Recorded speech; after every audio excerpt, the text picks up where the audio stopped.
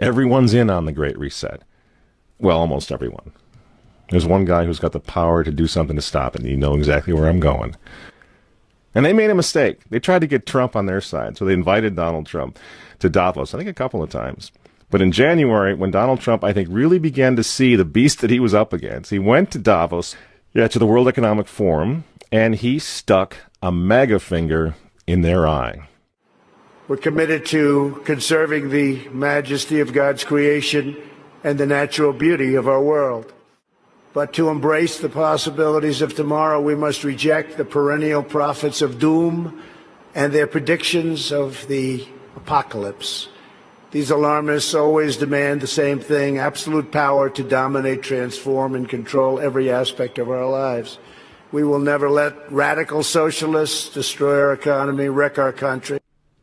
2 days after Donald Trump gave that speech, the 89-year-old leftist weirdo billionaire George Soros made an emergency intervention where, at Davos, once again, warning that the U.S. 2020 election will determine the, quote, fate of the whole world. Now, in the context of Davos, take a look at this one more time. This is a month after Donald Trump addressed Davos and stuck the MAGA finger in their face. Here's what Francis, the Vatican, and Jeffrey Sachs had to say in response. And it is a dangerous country right now. It will be absolutely dangerous if Trump wins re-election. Trump wins re-election. Trump wins re-election.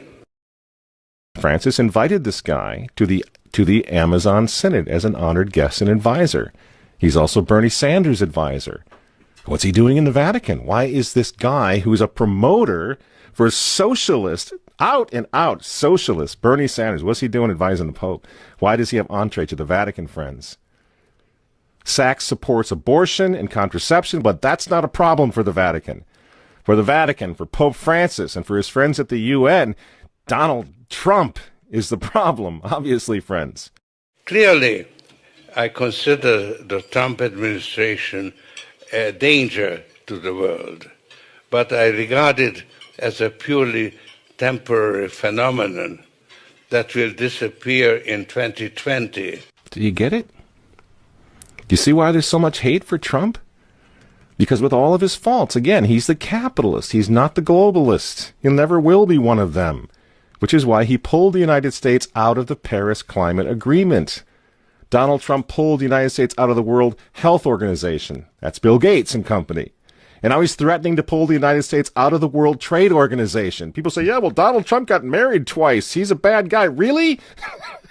He's right in the face of the demons on this, friends. Nobody ever said he was a saint. He's knocking the sacred cows of the United Nations down all over the world right now.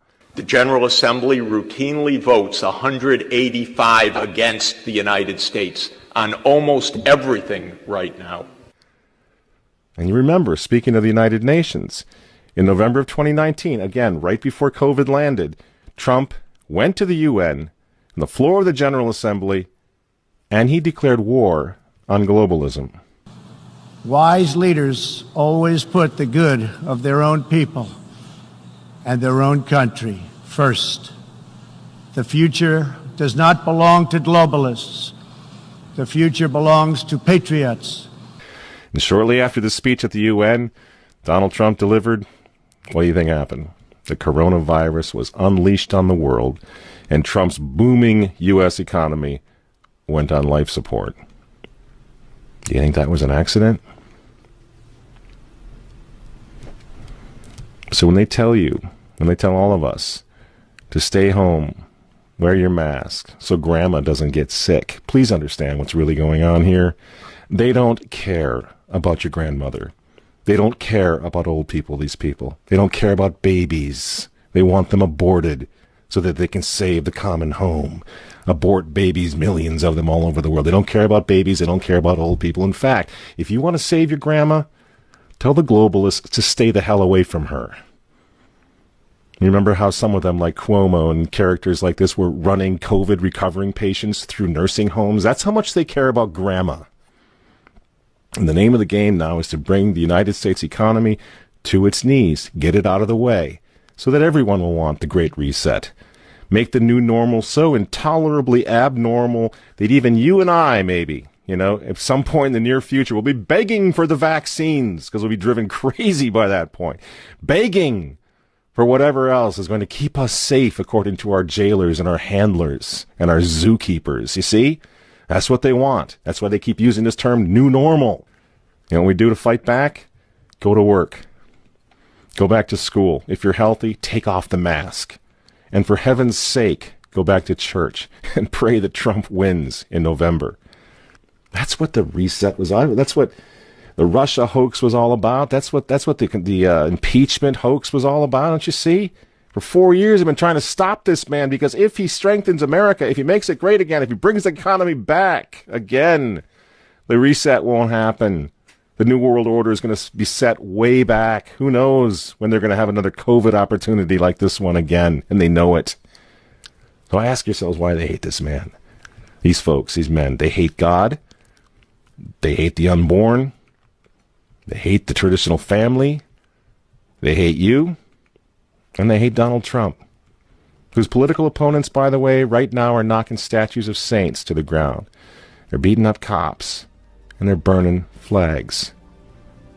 You say you don't like Trump. I'm sorry, friends, but who cares? That doesn't really matter anymore. But you think of Trump's personality or his tweets. Look at the big picture. The choice is simple, friends. Stand with America right now, or fall with the New World Order in the not-so-distant future. There's no other choice. I'm Michael Matt for Remnant TV, and we'll see you next week.